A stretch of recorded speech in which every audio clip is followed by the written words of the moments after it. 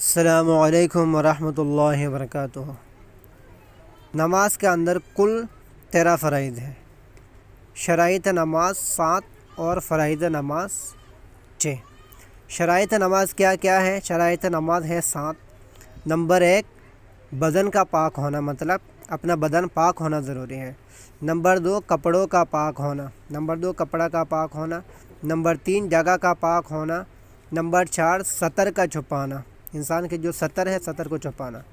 Number 5 نماز کا وقت ہونا۔ نمبر 6 قبلہ کی طرف رخ کرنا، قبلہ کی طرف رخ کرنا۔